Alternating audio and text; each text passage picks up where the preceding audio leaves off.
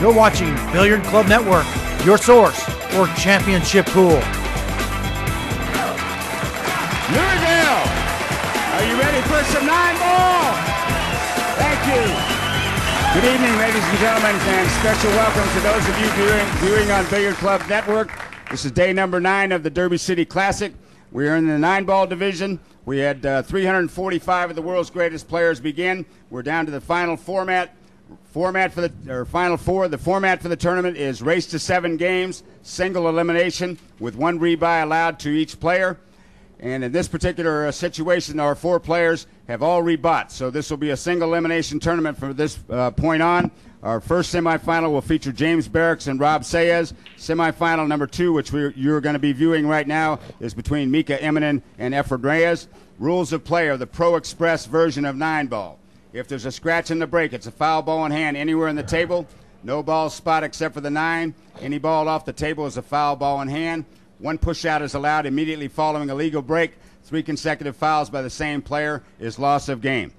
$43,000 total purse in the 9-ball division, $11,000 to the winner, $20,000 to the world all-around champion who has the most points at the end of the 9 days after all 3 tournaments are in the books.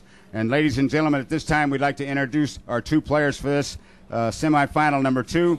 Our first player is sponsored on tour by Mez Q's, also Cafe Puro, former winner of the Taipei Peace Cup, the Euro Straight Pool Championships, former WPA World 9-ball champion, also a former winner here at the Derby City Classic. Ladies and gentlemen, please welcome from Helsinki, Finland, known as the Iceman, Mika Immonen. Thank you.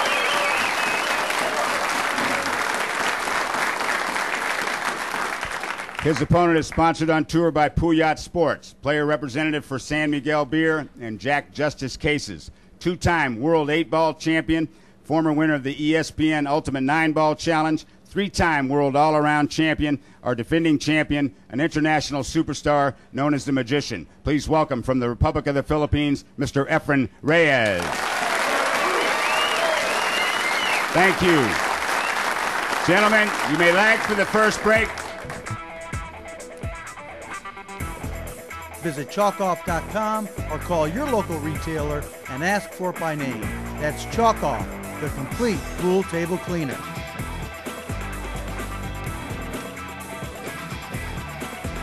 So Immonen wins the lag. This time we'd like to turn it over to the boys in the booth, Mr. Billy N. Cardona and Danny DiLiberto. It's all yours, guys.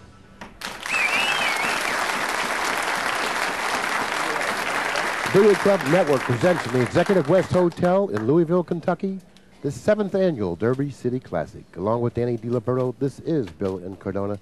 And Louisville plays host to a standing room crowd only, Danny. This is the 3rd division of this tournament. There was a bank pool division, a 1-pocket division, and now this is the 9-ball division. There are only 4 players left in a field of 345 to see who is crowned champion of the 9-ball division. The feature matchup this evening is between Mika Immonen and Efren Reyes. Danny? Well, we're televising this particular match, but we have the other semifinal going on the other table. Rob Sayez and Jamie, what was it? Barracks. Jamie Barracks. And the reason I didn't know the name that well is he's a new player. I never heard of him, really, but he's in the Final 4. So that's the winner of that table plays the winner of this table. Keep in mind, this is a very short race to 7, and the difference in playability is actually the difference in the quality of play between these 2 players is very little when you're playing 9-ball, particularly in a short race to 7. Now, Reyes is considered the best player in the world today, but Mika Immonen isn't far behind. Well, he was ranked number 1 one particular year. But here, the big thing about this short race is balls go on to break on this table. And when you break from the left side, the left corner ball goes in this left pocket and vice versa. So I expect whoever breaks is going to have a chance to run out. Well, it was really important for Mika to jump out of the gate quickly. He had a good opportunity in rack number 1, as you just saw, but was unable to put down the 1-5 combination. Now, Reyes steps to the table. All balls are in the open. And Danny, you know as well as anyone, when all balls are in the open and Mr. Reyes is at the table, he takes care of business. Yeah, you should have the rack in your hand ready to play the next game, especially the way they're sitting. You know, this is pretty easy layout. He's got if you want to cause a trouble spot, it's right now. The 1 to the 2 might be the only chance to go straight, and that's easy. He followed the cue ball, 2 cushions out of the corner for position for the 2. The 3 balls positioned on the same rail as the 2. Therefore, he may have to end up taking a little longer shot on the 3 than he wanted to, but shouldn't present much of a problem. Now, keep in mind, these are very small pockets. Now, the angle that he's going to be shooting this 3 from is a difficult angle, so he has to hit this shot cleanly. Yeah, this looks like the only problem, and I figure him to make this. Notice he took a little extra time in preparation and shooting that shot. Now, that shot's over, and I'm certainly sure he's glad that's over because that was the tough shot in this rack. Yeah. I see no problems here, especially Efren Reyes. Sometimes, look at this. Whew. Man, he hit that a little fuller. He could have been snookered, but then he would have kicked it in some way anyway. Now, he has a little bit of a problem because he's laying rather awkwardly on the 6. He may have to go around the 9 because trying to control the cue ball where the 6 is right now may be a problem. That's what he's going to do. He's going around the 9, traveling a little extra with the cue ball, but a fair trade-off, has a better shot on the 8. Yeah, he's sitting pretty good here. Just have to make the ball and draw back a little. Shoot the spot shot. Well, he went forward. He had a little angle. He wanted to get close as he can to the 9, which you always try to do. First shot on the 9 in this match isn't really considered an easy one, but he should handle it. Well, Efren takes 1-0 lead. Look, I'm curious to see where he's going to break from because all the breakers have been breaking from the right side and making the right-hand corner ball. But some of them break from that side. The corner ball goes, but not as consistently as from the right side. Let's see what happens here and where he'll break them from. Well, Danny, you've had the advantage of doing a lot of matches on this feature table, doing commentary that is on a lot of matches on this table. So therefore, if anyone knows the characteristic of this table in terms of breaking the balls, you do. I'll bet you breakfast the 6 goes. Here we go. The 6 is the wing ball. It's on the left-hand side. I'll tell you what, I'll lay you 2 breakfasts to 1. No, I'll tell you, that's about the percentage. It's been going 8 out of 10 times. And maybe the 1 in the side also. Oh, he made the 1 in the side anyway. The 6 missed by a hair, but I was wrong. But look at the way they stopped. Okay, very quickly, you can see that the 3 is in the open near the lower right-hand corner. The 4 is up table adjacent to the cue ball. The 5 ball is to the right of the foot spot. The 6 is near the left-hand rail, near the side pocket. The 7 is underneath the black 8. So from the 6 to the 7 is a little bit of a problem. And also from the 5 to the 6. So therefore, he's going to have to come up with a good angle on the 5. Now he's looking to see if the 5 will pass the 7, because that's the pocket he would like to play position for the 5. Yeah. If he plays position for that corner pocket, then he can go around the table freely without having to go into the possible interfering 7 ball. So therefore, he's going to play position for the 5 in the lower left-hand corner. And actually, once he moves the 5, falling on the 7 is an easier shot because he doesn't have that to contend with. But he's got to come up with a pretty good shot on the 6 that carries a good angle to drop nicely for the 7. Right. So therefore, he has some work in this rack. Yeah, but that's what he gets paid for. And he's been getting paid pretty well lately. He is one of the most successful pool players ever, financially. Okay, now this is kind of interesting. He's rather flat on the 5. He's going to end up shooting the 6 in the upper left-hand corner, but he must come up with an angle. Now he's going underneath it with the cue ball, which indicates, or at least tells me, that no, he's not going to play position for the 6 in the upper left-hand corner. He's looking to play position for the 6 in the lower left-hand corner. That could be a problem. He's really not comfortable with this, Danny. No, he got funny. He'd be all right here if he could make this and sit right on that side rail. He'll have an angle to get to the 7 if he goes that way, which he did. See it? Now he's fine. Now that's where I thought he should have gone to begin with. He wasn't really comfortable with that, so he took a look at the other possibility and ended up shooting this one here, which I feel he made the correct decision, particularly now the way he laid on the 6. Very nicely executed, nicely run out. It was a nice run out on this particular rack. Right. Very nicely run. Yeah, there's not any problem here. And you know, and Mika could start thinking about last rack when he missed. You know, it's all you have to do with someone like Efren is make one mistake and you're way in the hole. Particularly after he pocketed the 1 in the side, because that ball he's playing. So therefore, if he has the good feel pocketing the 1 on the side, Mika may not have too many appearances at the table, considering that if Reyes is pocketing the 1 on the side, he's going to have that opportunity that he wants to run the balls. That's rack number 2. It also goes Efren's way. He leads 2-0 in a short race to 7. And again, you're going to have to sit there, Mika, and hope he doesn't make a ball on the break. And that's a big hope because they're making balls on the break. And keep in mind, Mika did have an opportunity in rack number 1 when he made a ball on the break. He had to put down a combination. It wasn't an easy combination, but it wasn't a very difficult one either. So therefore, had he put it down, we may have seen him at the table now instead of Reyes. Leading 2-0. That's right. But Reyes is the man at the table. And with the break in rack number 3.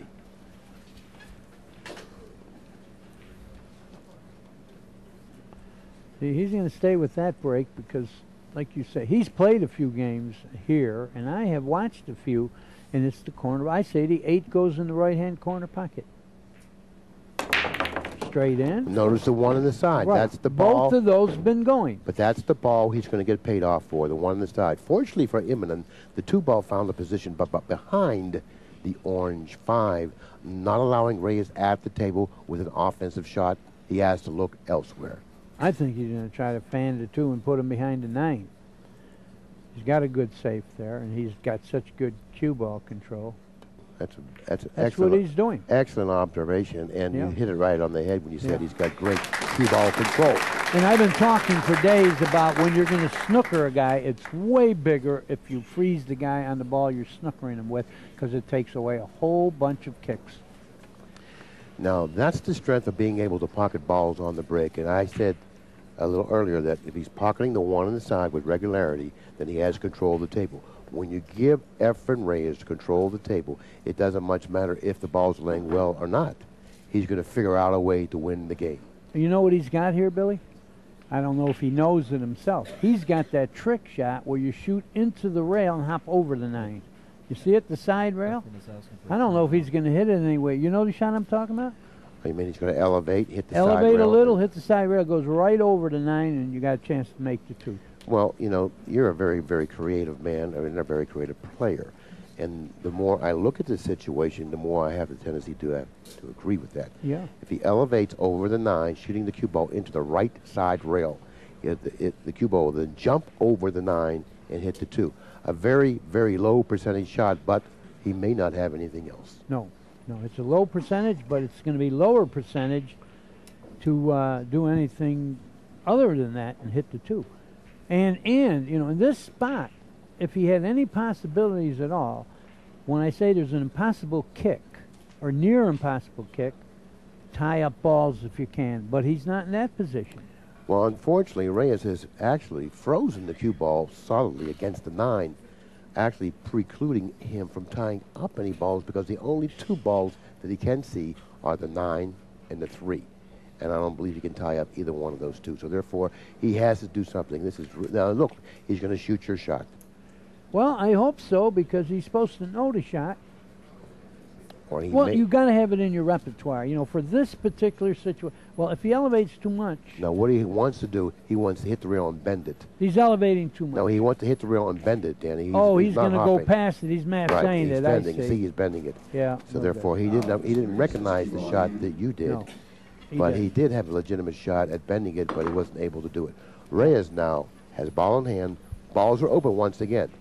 3 ball near the lower right-hand corner, 4 ball adjacent from the side pocket, 5 ball in the open in the center, near the center of the table, 6 near the side pocket, 7, 9.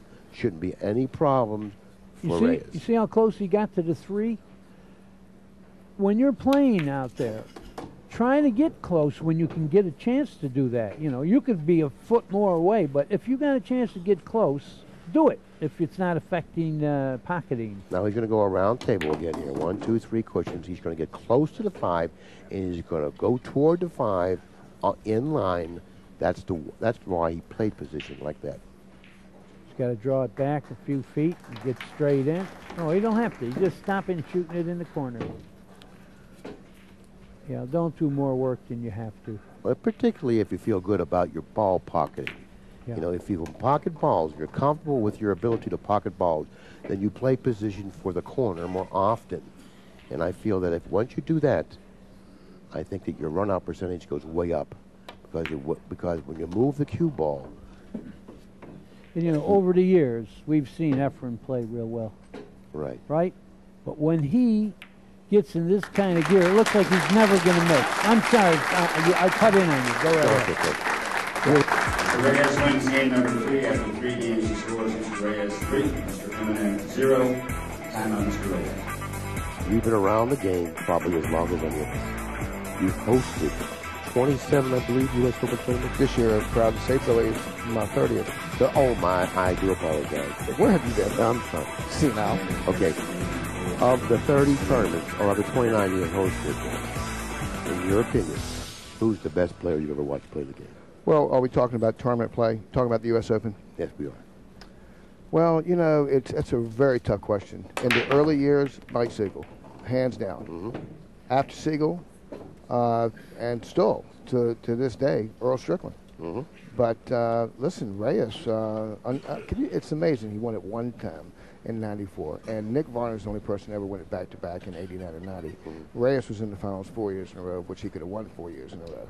But, you know, it's a tough question. Back in the late 70s, early 80s, Mike Siegel, hands down, greatest player.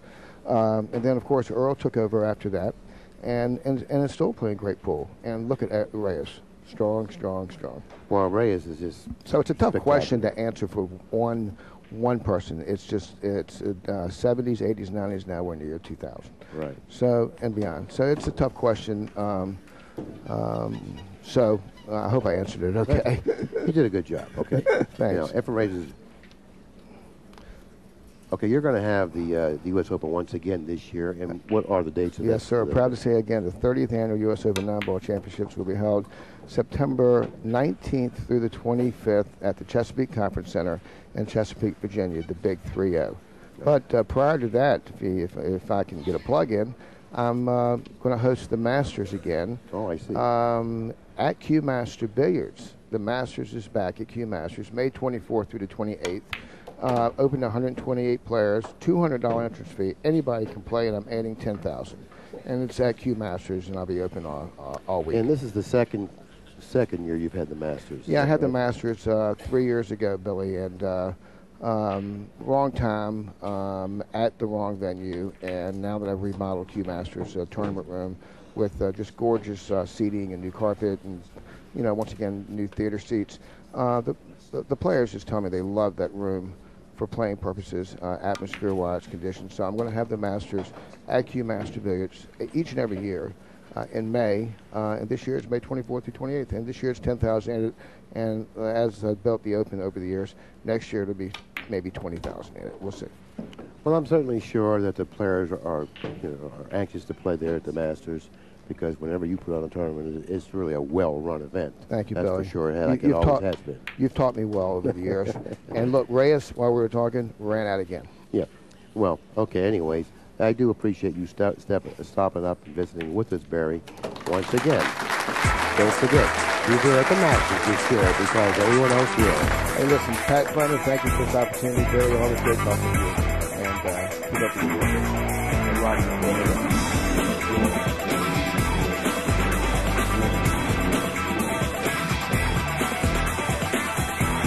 Okay, well, actually, I do apologize for digressing with Barry, but Ray is good there with what he does. Danny, thank you. Yeah, for we didn't miss much really because he just ran a boring rack. It looked like it was easy, so nothing exciting happened.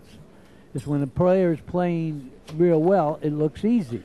Well, Mika Immonen in the chair, really not happy with the turn of events here. You know, had an opportunity in game number 1 and has yet to make another appearance at the table. Oh, he did when he was hooked solidly behind the 9. 7 ball. Ooh, he missed. But the 1 in the side went again. I One just or the other. want to bring that to a Powerful. yeah. But once again, the 5 ball came in between the cue ball and the 2 ball, and he's going to have to do something with this particular shot. Danny. Interesting stats. Efren is shooting 1,000, and it looked like Mika was shooting 333. But that's because, yeah, he made 1 ball, that's why, and then an error. Now, I'm surprised to see Reyes take this shot because he doesn't have much ball to work with, meaning that it's going to be very difficult for him to control the cue ball. So he's opting to push. Okay. Okay, what's the plan here? You know, he has a cross bank on the 2. I do believe he will take this with inside English and hitting the thin side of the 2. The 2 then should go twice cross corner. Cue ball then go back down this end of the table where the 9 and 4 is, and maybe he'll end up with a fairly good safety. I wouldn't pass this shot back to Reyes. It's not an automatic save. You know, he's thinking about passing back, but again, when you're losing 3-0, your decisions are a little different. He's going to have too many things going for him here, Danny. He's going to create some distance in between both the 2 ball and the 1 ball. There's a chance he might bank the 2 cross corner. If he does that, he may not end up with a shot on the red 3. So therefore, he has to shoot the shot on the thin side and not really trying to bank the 2 cross corner. Play safe all the way here. That's what he did, and it's going to be a decent one. Okay, now he's left Reyes a shot on the 2, a very, very difficult one, but a shot. He may try to cut this in.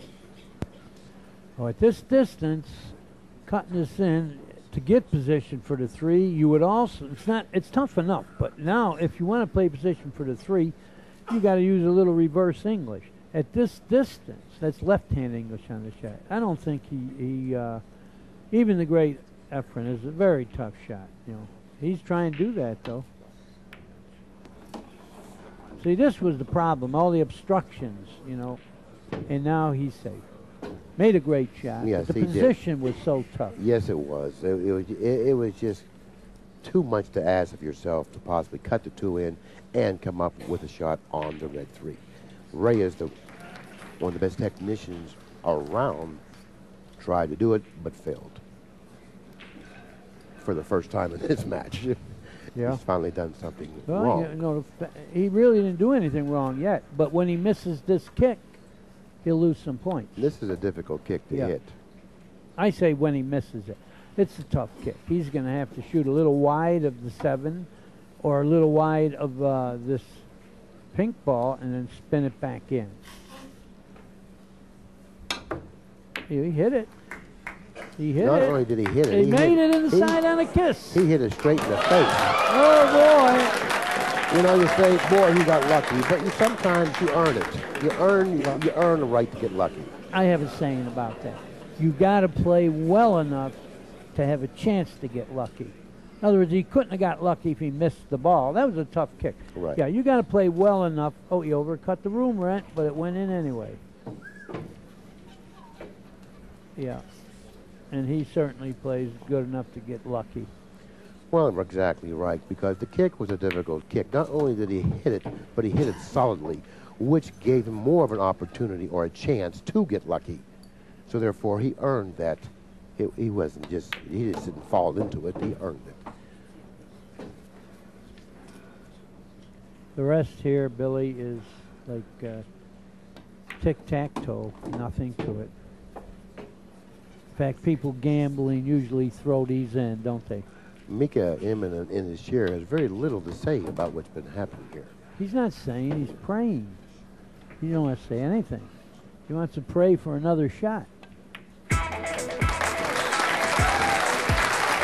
So he's still shooting 1,000, winning 5-0. No, he's not shooting the ground. He played himself out of position on a 3. He made the ball. But he did make the ball, you're right. Yeah. Therefore, he is shooting 1,000. That's exactly right. Nick Aaron has that confused look about himself. He just doesn't know, what he can do and why this is all happening like this. Because prior to coming into this match, he probably thought it was his turn. Because he's playing well, he's breaking well, so therefore, and he's got a high confidence level. Yeah. So therefore, you have to think like that. It's my turn. But Reyes is just taking it right away from him. Yeah, see, folks out there, it's so much fun to play championship pool like this, but Mika is not having fun right now. Okay, he wasn't able to pocket the 1 in the side. Made but the he ball pocketed in the other the 2 side. in the other side. And he's got a shot. And he's got a nice angle on the 1 to play position for the 3. Right. In other words, what Billy's saying is, you only have to make the 1 and you're on the 3. It isn't like you got to do anything extra. So just pocket the 1, you're falling on the 3. Now the angle that he has here suggests to me that the cue ball, after departing in that bottom cushion, is going to go toward that side pocket. Right over here. Reyes is walking over there to find out what he needs to do to stay out of the side. Now if he applies English on this shot, then he decreases the accuracy of the shot. So therefore, this shot isn't that simple. He's going to put a little left on it, I believe. That'll straighten it out, and he won't have to worry about the side. Oh, look at this shot. Oh, he didn't want to fool the side at all. How you like that? That's right. He well, says, plus he needed to get back down here for the 4. That was another reason he went that way. And that's why he's smarter than you and I. oh, most certainly. Yeah, you know what I'm talking about. We're looking at coming to the 3, 2 rails, but then position from the 3 to 4 would be tough. He already looked past that. Okay, now the angle that he has on the 3 looks like to me that it's laying rather awkwardly because the side, if he follows it in the corner, the side pocket may be in the way. If he goes to the side with the 3, he's on the wrong side of the table with the cue ball. So therefore, he's got some problems here. Well, he can draw the ball between the 9 and 7 and go 1 rail, too. Like this. Wow, what a call, and what a shot. What a shot. Now, well, that's perfect execution. Perfect. That's what I'm saying about him. He is in that, what Michael Jordan calls the zone. It doesn't matter where he's at. He's running out, it looks like. Mika has no prayer to get a shot here. I wouldn't bet against him running the rest of the set out. No, and the shot that we just saw him execute it demanded perfect execution, and that's what he did. And once again, executed it perfectly. When a player is playing like this, it looks easy. There was nothing easy about that. You hit it too high or too low, you're out of position. Yeah, it looked way easier than it was. Yes. He is really, you know what? He had an illness, and he's recovering from it. And for a while, he was a little bit in a slump. But you know what? He's playing better than ever, I would say. I think you're right. Yeah. I've been watching him play this week. I watched him play a lot of one pocket with just match play. I've watched him play in the tournament, and I'm watching him now, and I think you're right. Look at this. He's playing as well now as I've ever seen him play. Right. He's playing to where he gets a shot, he's out. You got no. This is tough to play against, as you know. It's tough to play. How do you play against someone that's playing perfect? Well,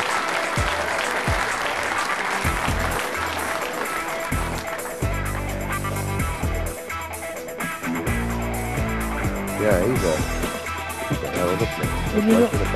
Look at it. Still 1,000 to 333. Well, no one has ever shot 1,000 here in the Oh, I'm sorry. I stand corrected. Reyes did last year, so he's going to tie his own record. And Mika Immonen did it 2 years ago. Well, I guess I was wrong. Well, it's one of the only times this year you were wrong. But anyway, the big thing about Efren, he doesn't seem to show any big ego. Am I right? He's not walking around proud and cocky or nothing, right? He's just a low-key guy. Well, he lets his stick do all his bragging. Yeah. That's what it's all about, you know what I mean? Right. And when you listen to people say how good they are, who they beat, and whatever, okay, that's all fine and well. But your stick does the talking. Yeah. And Reyes backs it up. Well, he made the end ball, but he doesn't have a good shot, so he's going to have to play it safe here. And neither will Immonen when he comes to the table. Yeah, he's not going to like it. Oh, might let him see an edge. I do believe he can see the bottom of the 1. Yeah. You know, if Reyes does have a weak point in his game, I think it's his killer. I don't really think he has the killer of a Mike Siegel or a Buddy Hall or someone like that, you know? He just looks that way, though. Some people look that way, and they're stone killers. But anyway, how about poor Mika? Losing 6-0, and that's the shot he's got. And someone in the audience said, "Come on, Mika." There's nothing to do.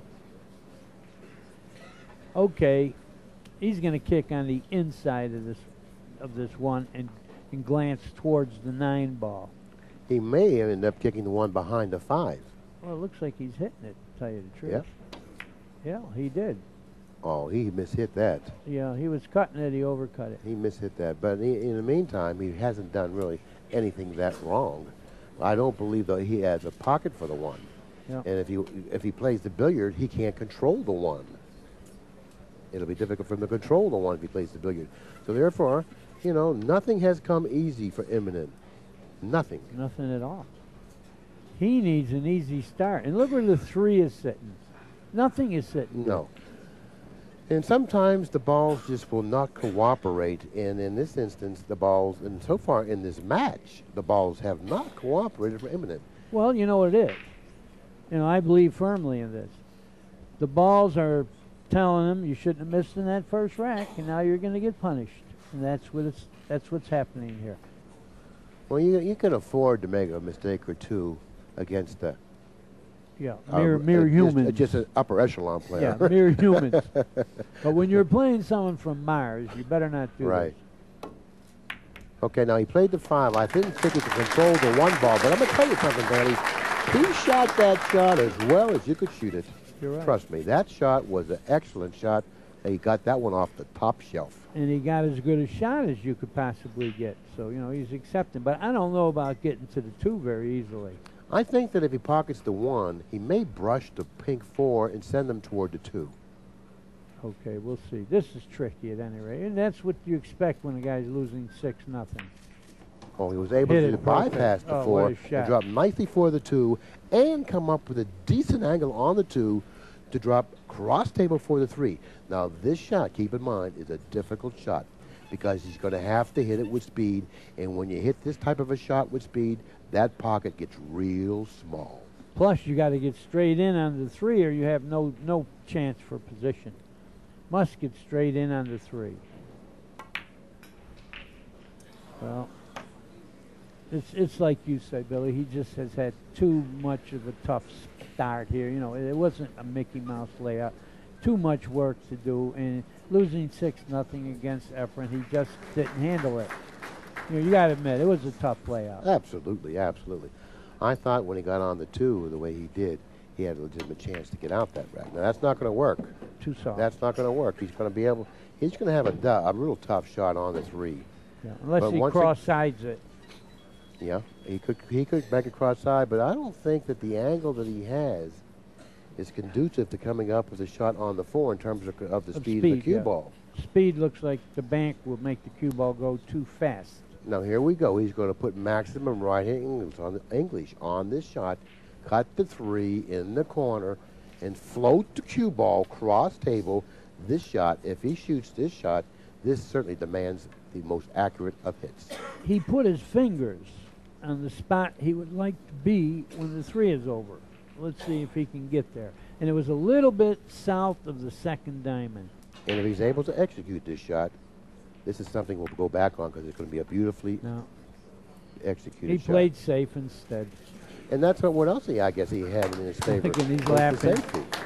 Oh, yeah, it was like, anyway. But what you said, he played safe instead. You know, there's some merit to what you said. Yeah.